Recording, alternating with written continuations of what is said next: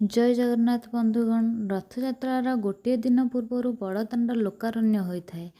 चतुर्धा मूर्ति रथारूढ़ हो बाहरी था गुंडीचा मंदिर अभिमुखे। किंतु आपण जानते कि रथयात्रार ठीक परदिन बड़दाण्ड एवं शरधाबाली क्यों सब गुप्त एवं मधुर नीतिकांति अनुष्ठित हुए, कहीं रथयात्रार परदिन को मध्य अत्यंत पवित्र बोली धरा जाए। आसंतु आज भिडियो जानिबा रथयात्रार परदिनर संपूर्ण कहानी।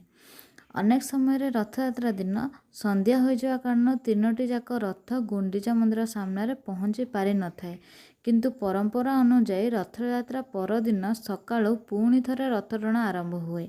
जो भक्त माने प्रथम दिन रथ दौड़ी छुईबार वंचित होइथांती सेमाने एही दिन अति आनंदर सह प्रभुଙ୍କ रथ को टाणी गुंडीचा मंदिर सम्मुख शरधाबाली को नहीं आसती।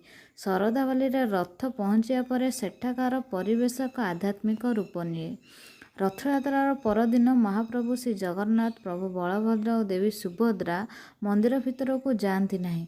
सेमाने सही दिन संपूर्ण समय रथ उपर ही विराजमान करिथांती। एहाको रथ उपरे महाप्रभुଙ୍କ दर्शन कहा जाए।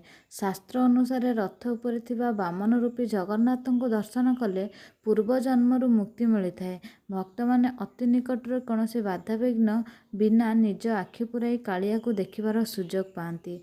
एपटे श्रीमंदिर में माँ लक्ष्मी संपूर्ण एका हो जाती। रथयात्रार परदिन श्रीमंदिर बड़ देउल संपूर्ण शून्य देखा जाए कारण रत्न सिंहासन खाली थाए। अन्यपटे गुंडीचा मंदिर रोष घरे महाप्रभुଙ୍କ नवदिनर रहणी पर प्रस्तुति आरंभ हो जाए। परदिन संध्यारे महाप्रभु रथरू ओह्लाई गुंडीचा मंदिर आड़प मंडप को विजय करिवार नीति थाए। यहाको आड़प मंडप विजय बा गुंडीचा मंदिर प्रवेश बोली कहा जाए। तेबे बंधुगण, रथयात्रार परदिन हेउची भक्त और भगवान को मिलनर से अपूर्व समय जोंठी कौनसी जाति धर्म वर्ण भेदभाव न थाए। खोला आकाश तले रथ उपरे बसी महाप्रभु निज संतान मानक दुख कष्टर मुक्ति दे थांती। आशा करछि रथयात्रार परदिनर ए विशेष महत्व आपनको भल लागिथिबो। एई वीडियो को निज प्रियजनक सह शेयर करंतु और कमेंट रे जय जगन्नाथ लिखंतु।